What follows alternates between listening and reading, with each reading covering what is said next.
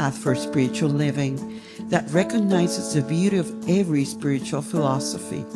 It aims at supporting people in their quest for a healthy and prosperous life, a life of significance. Revana Quintana and Oswaldo Mora, leaders of the bilingual ministry Unity Community of Light, are here every Sunday morning to bless you with either an inspiring dialogue and or meditation based on the powerful Unity teachings that we are certain will lead you to a space of deep personal transformation. Please be welcome to Encuentro Espiritual English.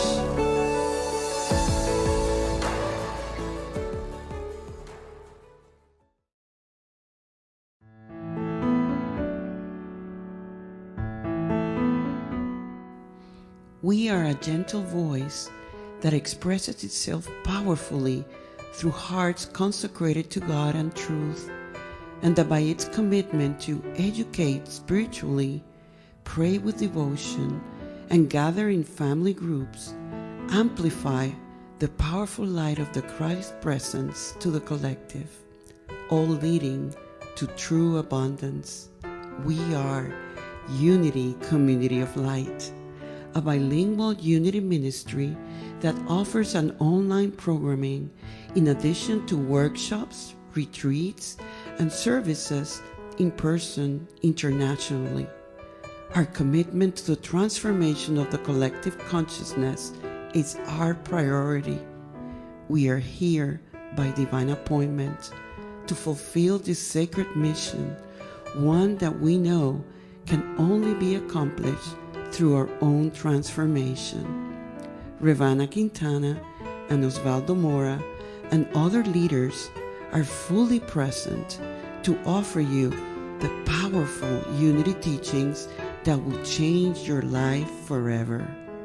We welcome you from the bottom of our hearts.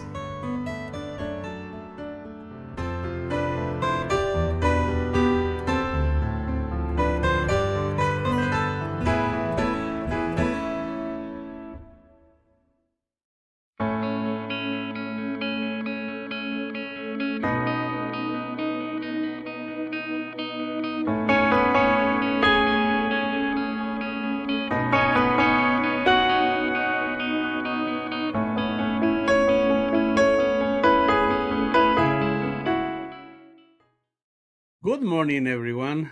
Oswaldo Mora here from Unity Community of Light. Today, we are two men in one mission.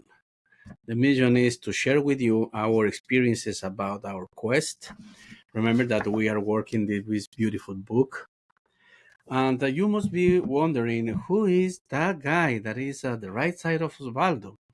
And this guy, my friend, this is a friend that I stole from my community of Unity of Chapel Hill. He just went there, and one day he told me, "Hey, I need." No, I didn't. He didn't say I need. He says, "I want to talk to you about something that I think you can help." So that's how we start having conversations. And here is my friend, and I'm gonna let him to say his own name. Yes, I'm Nathan Jorgenson. And my dear friend, what do you do for a living? I'm a researcher. I do research on developmental psychology, studying children and adolescents. You see, this guy is something that we need to pay attention to, because of course he has a face that it's like his face says, "Hey, listen to me, I have something important to say." I don't know about that, but I appreciate it. No, you know, the thing is, that's why you cannot see your face. You can see your hands, you can see your fingers, you can see your elbows, but maybe if you have a little bit of nose, you can see your nose, but you cannot see your face. So the face that we have is for other people to see. So that's what I see, and that's the reason. That's why I invited you to be part of this journey. Our dearest Tammy, she walked with us until here, And to tell you the truth, she's been working hard to accomplish many stuff in spiritual ways. And next month she's going to be graduating in one spirit. Congratulations, Tammy. And also we know that she has some projects in other churches. So, like she said, being honest, I don't think that I can work with you guys anymore. Thank you very much for the opportunity, and we bless her, and we love her, and we wish her the best of our consciousness, Christ consciousness. Tell me a little bit about your spiritual journey, my friend. My spiritual journey. Well, I'm still on it for sure. And thinking about a journey, thinking about age, I was thinking recently about how old we are in number of years. And I was really thinking about trying to see things through a new lens spiritually and realizing I feel like I'm just a child, right? Like 5 to 7 to 8 years old, where really re-engaging with certain things that I learned when I was younger, being pretty devout in a more conservative Christian religion, coming away from that, realizing ways that didn't work for me, ways that it was hurting me and my spirit. And then a period of time where I kind of see it as nothingness. And the more people I see on this journey, the more I see that might actually be a helpful thing, having a time where you're not thinking about as much, because thinking about it causes more pain. And then in time realizing that there were certain things that I missed, not from necessarily one religion, not even from a specific group of people, but that I always had spiritual questions, that, engaging in day-to-day things, doing research, being in the more scientific area of things at a university, thinking again about spirituality and saying, wow, I think in some areas maybe we have more knowledge, but where's the spirit? Where's the spirit that connects people? So at one point I realized I really want to reconnect with some sort of spiritual community, with very little interest of going to another church. And Unity Center of Peace in Chapel Hill is right in the woods. I only knew about it because there's trails right by there and people talked about it. And seeing a sign up sometime after things opened up after the pandemic that like we're starting services again, and I thought, yeah, maybe that's somewhere I could go. It seems like a group that's not going to be pushy. It seems open enough. It's, positive, progressive spirituality. I thought that those are two words that I don't normally hear at an organized church. So I went a couple times, went on and off. I've been a regular there for over a year. And yeah, that's my journey. Or at least that's where I am at right now. You see, it's curious because today's theme in the quest, in the book of the quest, is inner change. And what you saying, what you're talking about is something that is being changing, transforming, because you said that you feel that you have 5 years, that you are 5 years, 6 years old. And that's something that happened to me also in terms of, I used to, recently I was thinking, if I wouldn't know how old I am, that I am 54, how is that I feel? How old is it I feel? And I said, yes, I feel like I am 17, 19 years old, something like that. Because as I'm getting older, I'm getting bigger in numbers, I'm experiencing that I'm getting younger in energy. So I have created around the Encuentro Espiritual with Ana Quintana in the Spanish version. I took care of Encuentro Espiritual in English. Now we're working with the communities in Ecuador, and we are connected next month for the retreat in Unity in Spanish. It's like I'm doing a lot of stuff. When the people of my age, they know that 10 more years and they're ready to retire. So I'm not thinking that I'm ready to retire in the next at least 40 years. Mm. You see, so and today's theme, I think, is the perfect match for what we're talking about, because it has to be with the inner change. Making inner changes is your greatest assignment during this lifetime. Why put it off any longer? That's something that I always say. Spirit is something that eventually you will have to confront in your life. This existential crisis that some people call when they start wondering, what is life about? What is my purpose in life? And what is, you see, all of those questions. So here in this book of the quest, it talks about making new wineskins. And I have a question for you. Have you had an experience where you try to combine all experiences with new experiences, all knowledge with new knowledges? Definitely. And I think for me, a lot of this, I think of it as like new eyes, where I read in a book at one point, that talked about a spiritual journey, and that you can re-engage with topics that you've already thought about, you've already learned about. They might have a certain meaning for you. But now, as you grow, maybe even as you step aside from those for a time, you gain new eyes, new way to see those. And so you can re-engage with older topics, but through a new way of thinking. An example for me, I would say, is any Christian teachings. If I am using my old way of thinking, I don't see a fit there, right? I see a lot of inner conflict coming up. I think, I don't like these examples. I don't like these teachings because of what they used to mean for me or the way that I used to interpret them. So if I go back and I'm engaging with any topic, but through that old lens, again, combining new thinking with old, it doesn't match. It doesn't match. It doesn't feel harmonious. And so realizing that some of these ideas, it's not a bad idea. It's the way that I engaged with it. You know, it's like when I go to my country and I visit my mother and visit my grandmother, and it's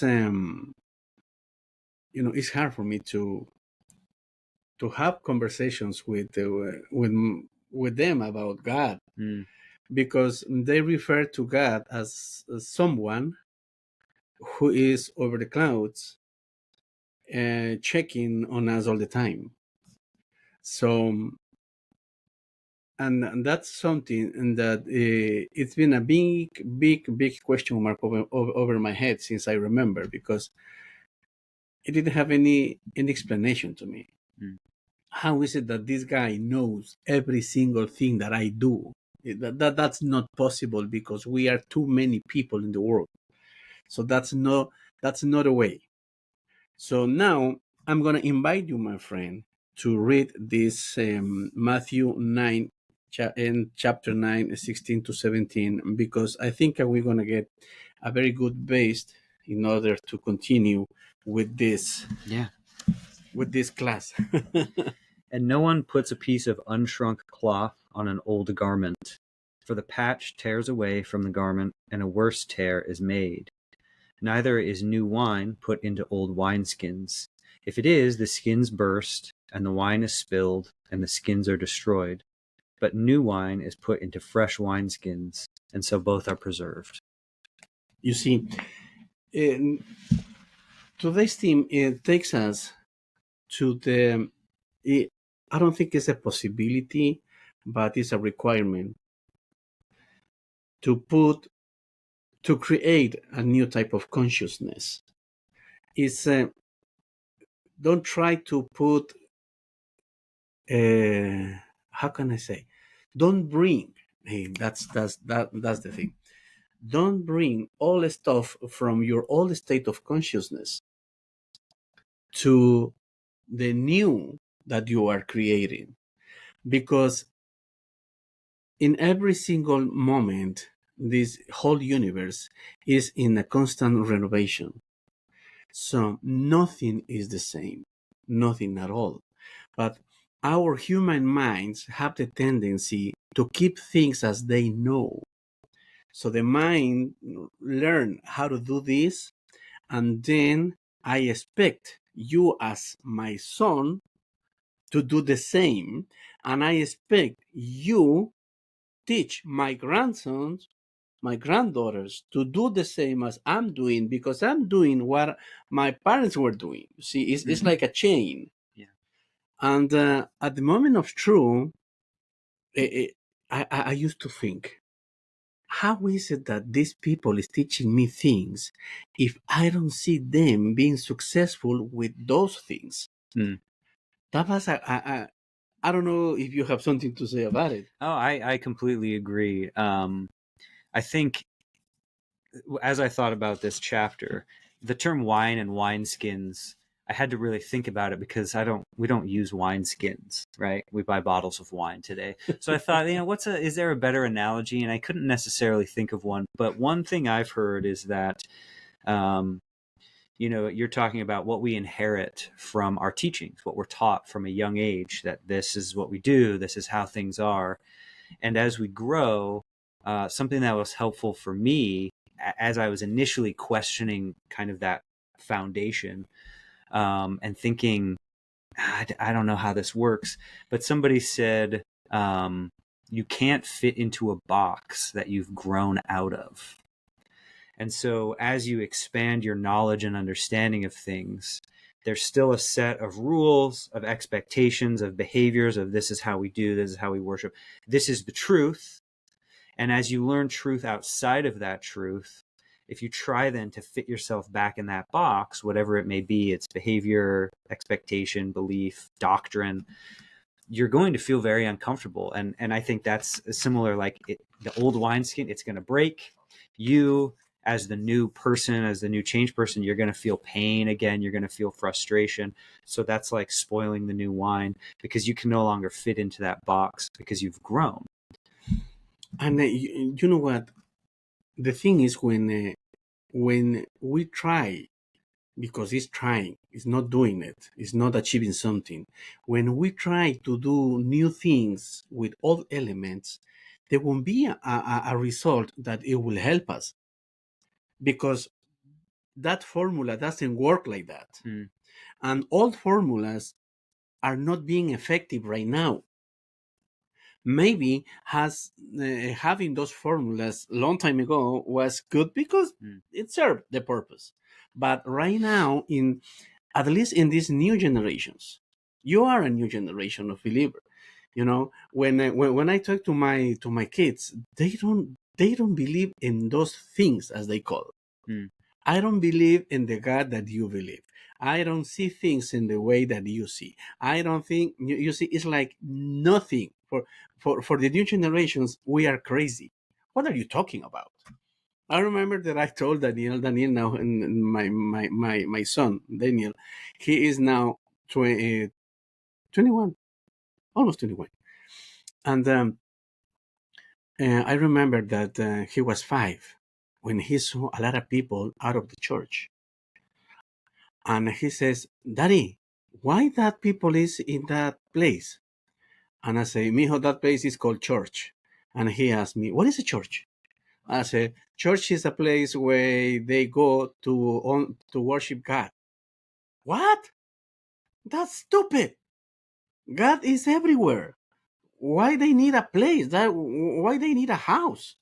So I start smiling and laughing of like in a sense of that I accomplished something, because I would love to say that and not being questioned as I was when I was his age, because I had the same questions. The only difference is that the people that was around me, they said, "Hey, shut up and obey and do as it says." You see? Right. So the difference is that I didn't do that. I said, "I'm glad you say that, Now you have to sustain that truth the rest of your life, Mm. that God is everywhere. But never forget about what you say right now. You see? Yeah. So let's talk about something that is critical when we transform our consciousness in terms of replacing information, let's say. Because I always do this, how can I say, this analogy about how we work. Look, in terms of consciousness, let's talk about in terms of sources to the computer. Super consciousness is like the internet. Subconscious is the Wi-Fi, the connection between the internet, that is the superconscious, then comes the subconscious, and then comes the conscious mind, and then comes the unconscious mind. So here is my analogy. So it's like a superconscious is the supermarket. Let's go with that. It's the supermarket where you can find everything that you need, and also you can find things that you don't need. You can find there in the supermarket. So there is a distance between your house and the supermarket. That's what we call subconscious. And then that subconscious is a road that goes in darkness. That road is full of dragons, thieves, bad stuff. So you need to go through that to the supermarket, going through that road. So your house is the conscious. Your let's say your kitchen is the conscious, where you put the stuff that you bring, and the unconscious is the pantry, where you storage what you brought, because you're gonna use one kind of potatoes, let's say, but you bought 5 because that's what you're gonna need in your budget for the next month, let's say. You see, so in order to connect with all of these stages, I'm in my house, I'm hungry, I'm in the kitchen, so I'm gonna take my can of potatoes, and that is in my conscious state. From where I took it, I'm took it from the pantry, that is my unconscious mind. You see, the unconscious and the conscious are connected tightly. Then if I go empty of potatoes of whatever, I need to go to the supermarket. So then I have to connect with my subconscious. How do you think that you connect to superconscious in meditation? It's through your subconscious. You see? So in that subconscious mind is all the obstacles that we have. So if you don't, let's say, for me, it's very, very easy to get into supermarket because I have the car and that's it. But what if I live in the mountains? What if I live in those spaces where I have to walk in the snow, or you know, all of those obstacles that I can have to get there? So how easy is gonna be to get into the super consciousness? All depends in the type of work and type of tools that I have to get there. It's making any sense what I'm saying? I think so. Yeah, I think so. It's yeah. When we've emptied out what we have, we need to reconnect with something greater. Yeah. And as you said, going on that path, it's not always a quick path. It's not always an easy path. Yeah. There's fear that can be there. And I think as well, I would add there's like another market or something, and that is what everybody tells you, right? Like, oh, you just here, take this. This is what you need, right? And maybe that's like right there in your house, or it's these ideas that people tell you are going to solve your problems. And so if you just rely on those, there's also, I think sometimes the story comes from that you should be afraid of going to the supermarket. It's a scary path. There's lots of people, they've gone on that path and they've never come back. Yeah.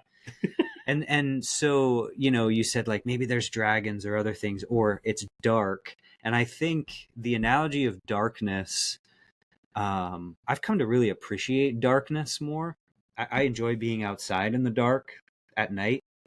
And you learn that, I mean, darkness, obviously there's a reason we can be scared of it because there's things we can't see, but also sometimes that darkness is created by a story that somebody else tells. Yeah. Right? Oh, don't go through that. And as you walk it, you'll find that you may actually confront fears, but you can be aware that some of these fears are created by other people, right? You're not supposed to walk that path. That's the bad path. So if you find yourself on that path, God's mad at you. God's angry. And so you may feel these judgments coming up if you are walking that path of like, oh no, it's right. There is a dragon. But maybe it was a created thing put there to say, no, go back to your house. I'll keep feeding you. I'll keep feeding you what you need, when that's not what you want anymore. And that's what some churches are doing. Yeah, for sure. The church says, don't worry, I will bring the food to your table. You just have to be with me to pay whatever I say, you see, and creates the business of faith. But that's another thing. Okay, so in order to see things as in the new ways, based in unity ways, based on new thoughts, we need to experience a transformation, a moment of where we see that the old patterns are not working anymore, and to get into the new patterns. And we're talking about, Master Jesus says something about the truth that sets you free. But let me tell you my experience. Before the truth sets me free, first, it's painful. When I realize that I've been doing something in the wrong way, oh my gosh, it's painful to know that. It's like I feel betrayed. I feel like someone stole something from me. After that, I get mad.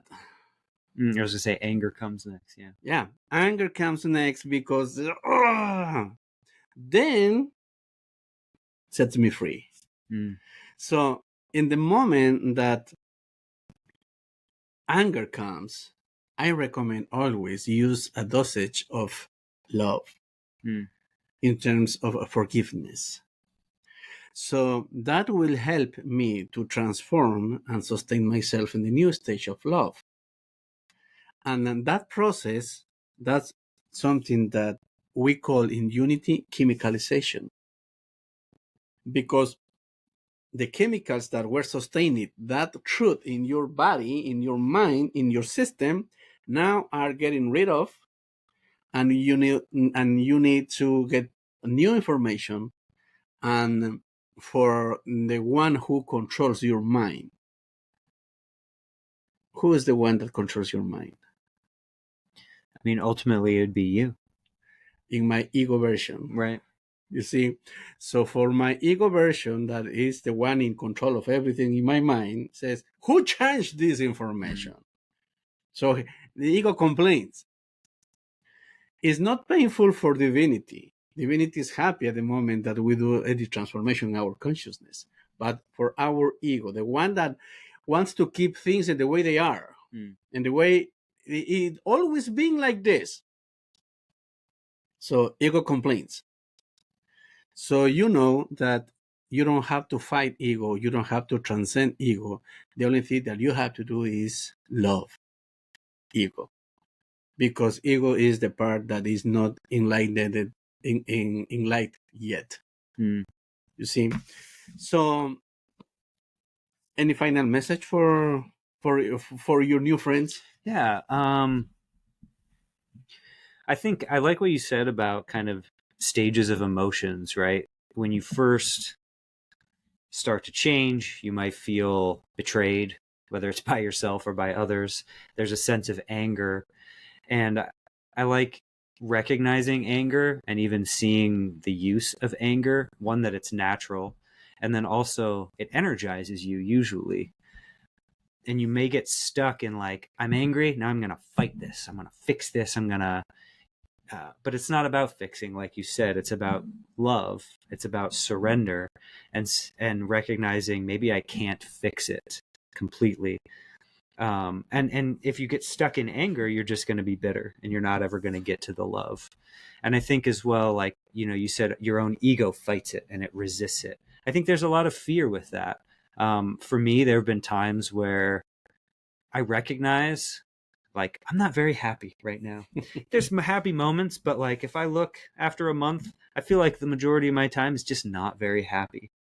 And then if I start to change, but at least I know that the things the way they are, I'm still alive. I'm not happy, but I'm alive. And when we start to change, there is that lack of surety. Like, I've never walked this path before. I don't know what's here. Then there's sort of a fear of something new. Even though I don't like where I was, there's this fear that comes in. And that's the fear that we can recognize and then let go of and be willing to keep walking the path. Yeah, that's the basic of all of this quest, because being in a quest doesn't mean being in the same place all the time. Recognizing that we are divine beings, recognizing that the power is in us, and that we can create whatever we want to create based on the law of the universe that creates the benefit for all of us. So, my friend, I thank you very much for accepting this invitation. Thank you for having me join. This is a face that you will see frequently here in Encuentro Espiritual English. And I thank you very much for being with us in this English version. And see you next week. Blessings. Blessings.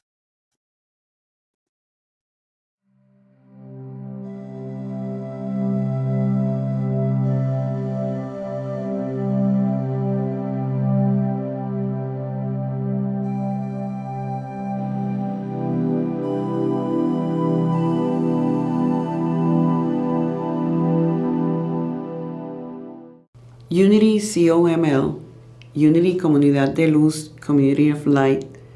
It's a ministry of love, big commitment to help everyone who's ready explore principles of truth that can really bring healing, prosperity, and all the good that God always has in store for each one of us. If you feel truly in your heart that we are serving you, and that you feel that you are expanding in every way and would love to give back and make sure that others are benefited just as well, we highly encourage you to donate. Do a love offering based on the love, appreciation, gratitude, and joy that you are receiving from the source to transform your life. Visit us at unitycoml.org and do what is yours to do from that place that knows that there's abundance for all. As I always say, asking is giving, and that's how we support our ministry, your needs, our help, and everything goes together. Divine love, through you, through us, blesses and multiplies all that we are, all that we have, all that we give, and all that we receive. And so it is. So it is. Amen.